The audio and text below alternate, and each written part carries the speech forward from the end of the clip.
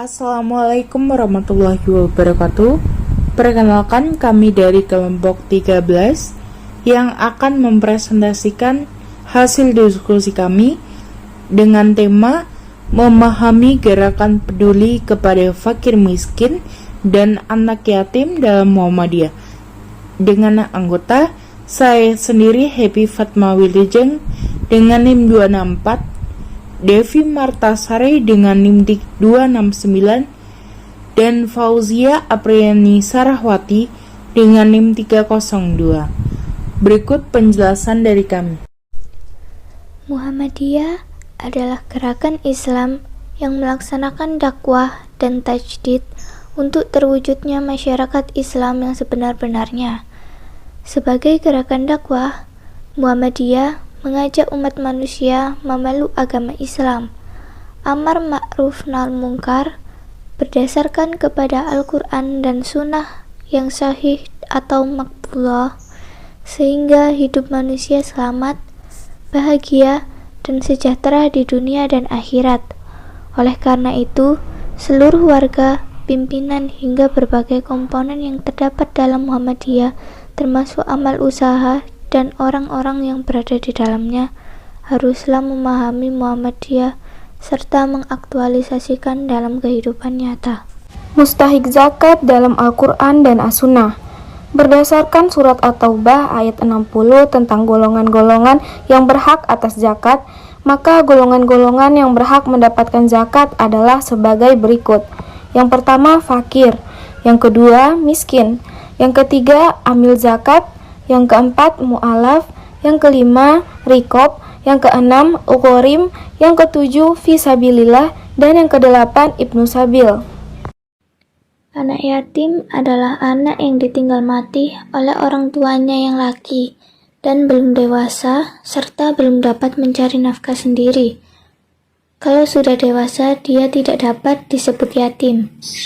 Yatim piatu adalah anak yang ditinggal mati oleh ayah dan ibunya ketika masih kecil, dan itu merupakan musibah yang besar bagi anaknya, daripada anak yang ditinggal mati oleh ayah atau ibunya saja. Karena keadaan berat seperti itulah, maka Allah mewajibkan kepada keluarganya yang paling dekat untuk mengurus sebaik-baiknya. Kalau sudah ada keluarga dekat yang mengurusnya, maka keluarga dekatnya yang lain jatuh kewajibannya secara fikih. Dan apabila tidak ada orang yang mengurusnya, maka seluruh masyarakat menanggung dosa kolektif dari keabaian masyarakat terhadap yatim atau yatim piatu. Disinilah peran Muhammadiyah sebagai gerakan keagamaan dan sosial dapat mengambil peran untuk terwujudnya amalan-amalan Islam dalam setiap keluarga dan masyarakat. Selanjutnya adalah fakir dan miskin. Fakir dan miskin adalah golongan orang yang tidak mendapati sesuatu yang dapat mencukupi kebutuhan sehari-hari mereka. Fakir sendiri adalah seseorang yang memiliki pendapatan sehari-hari namun kurang dari separuh kebutuhannya. Fakir adalah orang yang tidak mempunyai kecukupan harta untuk memenuhi kebutuhan pokoknya seperti makanan, pakaian, dan tempat tinggal. Sedangkan miskin adalah seseorang yang pendapatannya kurang dari kebutuhannya, tetapi pendapatannya di atas 50% kebutuhannya, namun tetap saja masih kurang.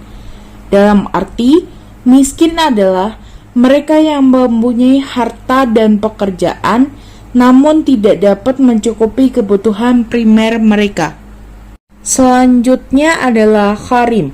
Dikutip dari laman Islamic Market, gharim adalah seseorang yang memiliki hutang namun tidak sanggup untuk melunasinya. Dengan kata lain, gharim artinya debitur yang kesulitan membayar hutangnya. Setiap mazhab dalam Islam sendiri memiliki pengertian yang berbeda-beda dalam menentukan apakah seseorang disebut gharim atau tidak. sehingga dia masih bisa menerima zakat ataupun tidak. Menurut pendapat mazhab Syafi'i dan Hambali, seseorang bisa dikatakan harim artinya apabila dia berhutang untuk kebaikannya, baik untuk keluarga ataupun dirinya sendiri. Seseorang bisa saja menjadi harim adalah karena tertimpa musibah seperti kebakaran, banjir, dan sebagainya. Sementara mereka yang berhutang karena sifat boros tidak termasuk dalam kategori harim. Selanjutnya adalah mu'alaf. Seperti yang kita ketahui dan pada umumnya, mu'alaf dikatakan sebagai orang yang baru saja memasuki Islam. Namun dalam pembagian zakat dan dilihat dari sejarahnya, pada awal Islam, mu'alaf yang diberi dana zakat dibagi menjadi dua kelompok. Yang pertama adalah orang kafir yang diharapkan dapat masuk Islam. Yang kedua, orang Islam terdiri dari pemuka yang disegani oleh orang kafir. Pemberian zakat pada mu'alaf bertujuan agar umat muslim merasa nyaman dan terjauh dari kegiatan anarkis suatu kelompok dari agama lain. Muhammad Rashid Ridho mengemukakan maksud dari amil pada ayat adalah mereka yang ditugaskan oleh pemerintah atau yang mewakilinya untuk melaksanakan pengumpulan zakat, menyimpan atau memeliharanya, termasuk para pengelola dan petugas administrasi. Sementara Yusuf Qaradawi memberikan batasan yang lebih rinci tentang amil, yaitu semua orang yang terlibat aktif dalam organisasi zakat, termasuk penanggung jawab, para pengumpul, pembagi, bendaharawan, sekretaris, dan sebagainya. Dari kedua pengertian amil tersebut, dapat diketahui bahwa amil bertugas mulai dari penentuan wajib zakat, penghitungan, dan pemungutan zakat. Mereka juga bertugas mendistribusikan harta zakat tersebut kepada orang yang berhak menerimanya. Namun, Ibnu Rushd memahami bahwa amil bukan hanya terbatas pada amil zakat, tetapi termasuk juga para hakim dan orang yang termasuk dalam pengertian mereka yang mengabdikan dirinya untuk kepentingan umum umat Islam. Selanjutnya adalah rikob. Rikob merupakan salah satu mustahi zakat yang dimaknai secara khusus untuk memerdekakan budak. Dalam artian dahulu, budak diartikan sebagai mereka yang menjadi tawanan akibat perang yang dibenarkan secara syariat, atau mereka yang merupakan keturunan budak juga. Rikob terjadi karena sebab tawanan perang, sehingga ada beberapa cara yang digunakan untuk memerdekakan budak, seperti sebagai saksi dari beberapa pelanggaran terhadap aturan Islam.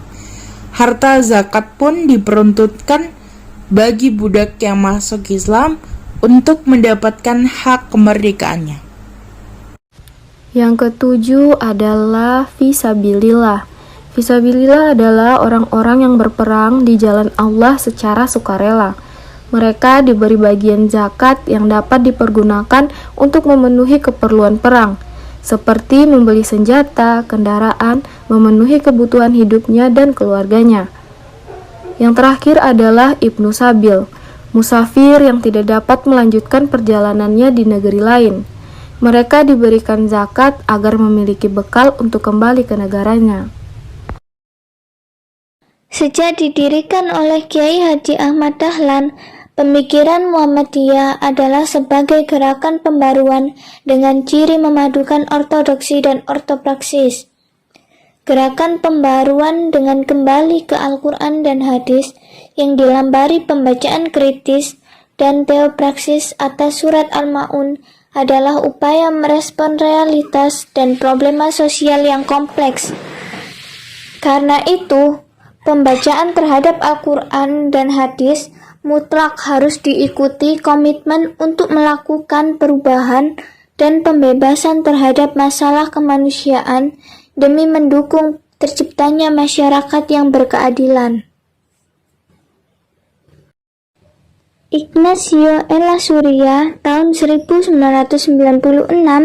menyodorkan gambaran rakyat yang tertindas sebagai rakyat yang tertindas sebagai tubuh kolektif yang merupakan mayoritas manusia. Dalam sejarahnya, mereka ditindas kelompok minoritas pemegang kekuasaan dengan menggunakan kekuasaan serta tatanan kekuasaan yang dibuat untuk memuaskan kepentingan sendiri. Penindasan dilakukan kelompok kecil yang tidak peduli terhadap orang lain dan tanpa malu menikmati hidup dalam kelimpahan hasil merampas hak orang lain.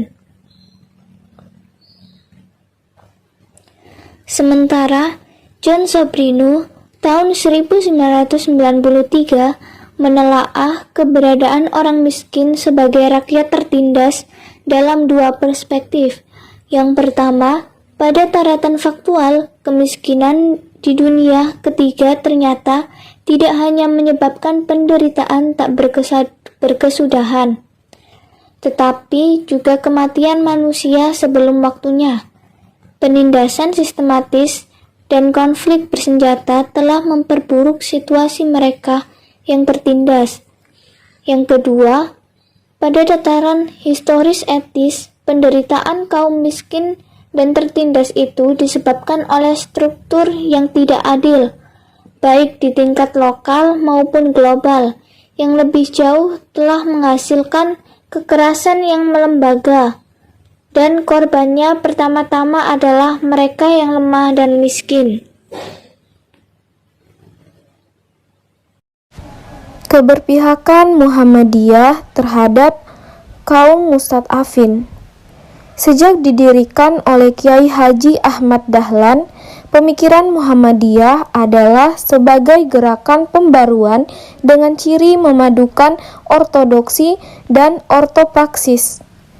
Gerakan pembaruan dengan kembali ke Al-Quran dan hadis yang dilambari pembacaan kritis dan teopraksis atas surat Al-Ma'un adalah upaya merespon realitas dan problema sosial yang kompleks.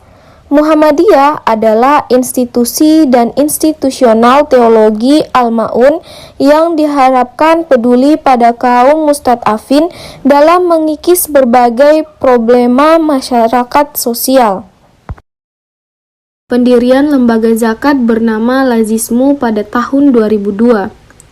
Lazismu adalah lembaga nirlaba tingkat nasional yang berkhidmat dalam pemberdayaan masyarakat melalui pendayagunaan secara produktif dana zakat, infak, wakaf, dan dana kedermawanan lainnya baik dari pihak perseorangan, lembaga, perusahaan, dan instansi lainnya.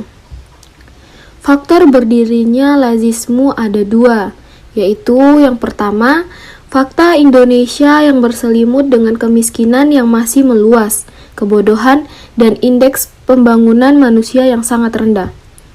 Yang kedua, zakat diyakini mampu bersumbangsi dalam mendorong keadilan sosial, pembangunan manusia, dan mampu mengentaskan kemiskinan. Program utama Lazismu difokuskan pada pendayagunaan produk yang terdiri atas yang pertama, pendayagunaan ekonomi masyarakat. Yang kedua, pendayagunaan pertanian dan peternakan. Dan yang ketiga, pendayagunaan pendidikan. Sekian presentasi dari kelompok kami. Kurang dan lebihnya kami ucapkan mohon maaf yang sebesar-besarnya. Terima kasih atas perhatiannya. Wassalamualaikum warahmatullahi wabarakatuh.